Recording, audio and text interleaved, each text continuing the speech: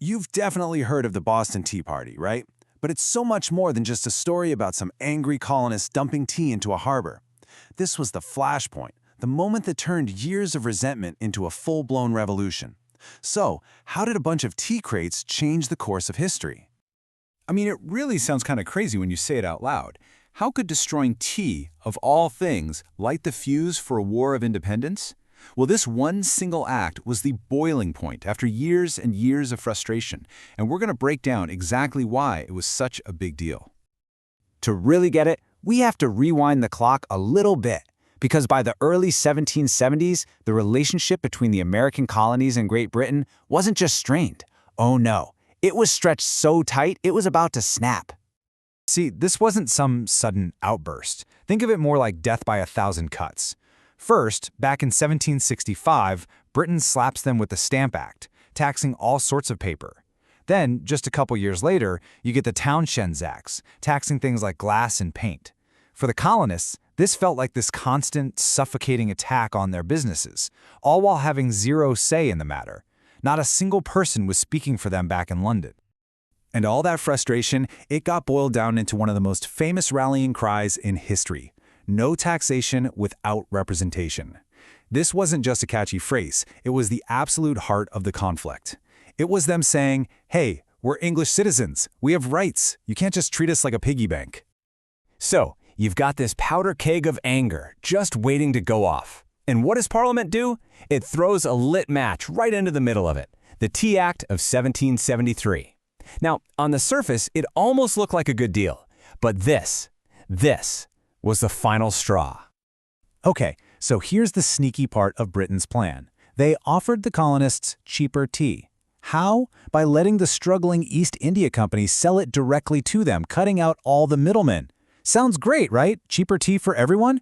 Except the colonists saw right through it. They knew it was a Trojan horse. If they bought that cheap tea, even with the small tax, they'd be accepting that Britain had the right to tax them on anything.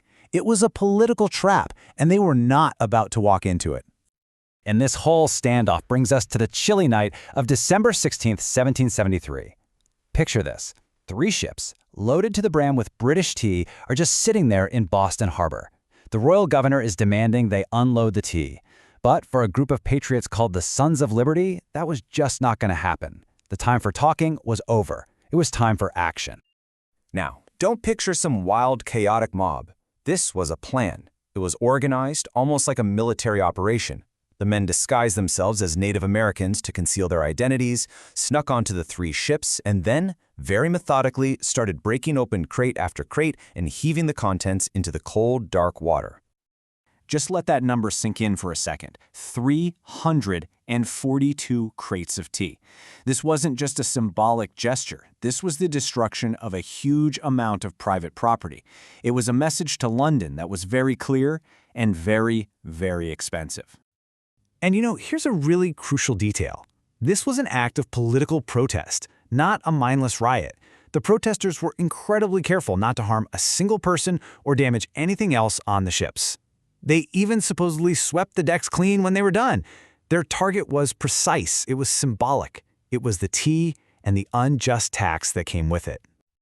So when news of what happened in Boston got back to London, well, let's just say they didn't take it well. There was no talk of compromise. There was just rage. King George III and Parliament were absolutely furious. They decided Boston had to be punished, made an example of, its rebellious spirit crushed for everyone to see. And their response came in the form of a series of laws that the colonists nicknamed the Intolerable Acts. I mean, the name says it all. This was punishment on a whole other level. They shut down Boston Harbor, which basically choked the city's entire economy. They took away the local government, stripping away the colonists' ability to rule themselves. The message from Britain was simple: obey us or we will break you. But, and this is one of the biggest miscalculations in history, Britain's attempt to isolate and punish Boston, it backfired. Spectacularly. It did the exact opposite of what they wanted. And here is the beautiful irony of the whole situation. By trying to crush the spirit of one colony, Britain ended up creating a nation. The other colonies looked at what was happening in Boston, and they saw their own future. They realized, hey, if Britain can do this to them, they can do it to any of us. So instead of getting scared and backing down, they rallied. They sent supplies to Boston. They united in a way they never, ever had before. So in the end, the Boston Tea Party was the catalyst. It was the spark. It took all those years of scattered protests and simmering anger and focused it all into one powerful, unified movement. Britain's heavy-handed reaction just sealed the deal, turning a brave act of protest into an unstoppable cause for revolution. It's an amazing legacy, isn't it? An illegal, destructive act that became this cherished origin story for an entire country. It really makes you think, doesn't it? Where is that line between protest and rebellion? And what does it really take for one single moment of defiance to actually change the world?